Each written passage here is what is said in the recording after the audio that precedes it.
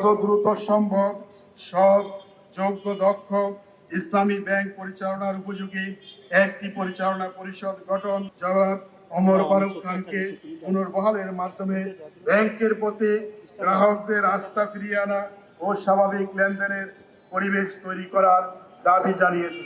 অবিলম্বে বিল আকারে bank regulation সংশোধন করে এটি কার্যকর করা হবে।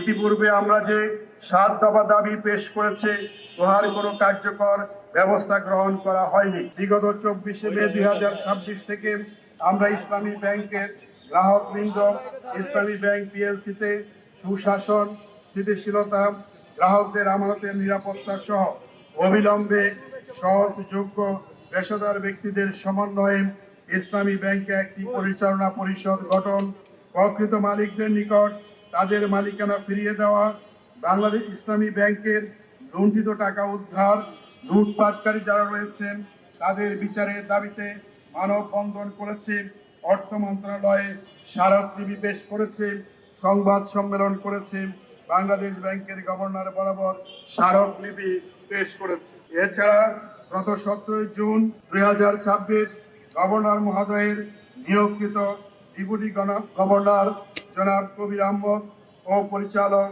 ডক্টর ইসমাইল হোসেন সহ বাংলাদেশ ব্যাংকের 3 সদস্য বিশিষ্ট কমিটির সাথে বসে আমরা আমাদের যৌক্তিক দাবিগুলো নিয়ে আলোচনা করেছি।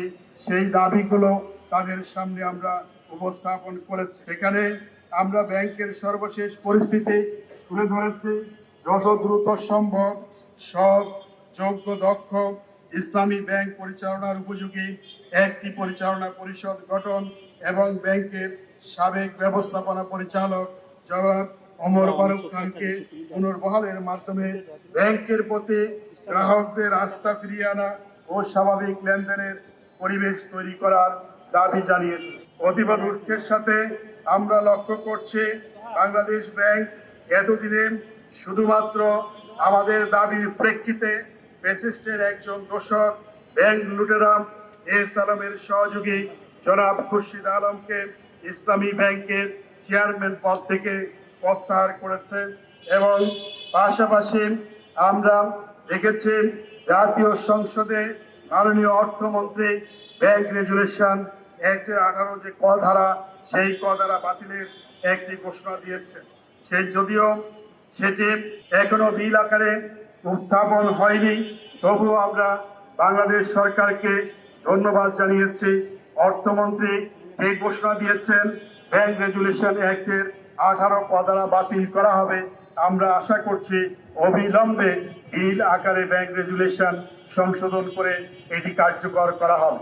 পাশাপাশি বাংলাদেশ ব্যাংককেও আমরা ধন্যবাদ জানাচ্ছি এই কারণে যে তিনি আমাদের দাবির প্রেক্ষিতে এস আলমের দোসর একজন ব্যক্তিকে চেয়ারম্যান পদ থেকে প্রত্যাহার করেছেন এবং পাশাপাশি জাতীয় সংসদের অর্থমন্ত্রী সহ বিরোধী দলীয় নেতাকেও আমরা ধন্যবাদ জানিয়েছি, কারণ বিরোধী দলীয় নেতার দাবির প্রেক্ষিতেই অর্থমন্ত্রী এই ঘোষণা দিয়েছেন। ব্যাংকের তারল্য সংকট মোকাবেলার জন্য বাংলাদেশ ব্যাংকের পক্ষ থেকে অর্থায়ন করা হয়েছে, ফলে গ্রাহকদের মাঝে কিছুটা স্বস্তি ফিরে এসেছে। কিন্তু ব্যাংকটি সুষ্ঠুভাবে পরিচালনার জন্য ইতিপূর্বে আমরা যে 7 দফা দাবি পেশ করেছি, উহার কোনো কার্যকর ব্যবস্থা গ্রহণ করা হয়নি, ফলে গ্রাহকদের আস্থা এবং বিশ্বাস ফিরে আসে নাই।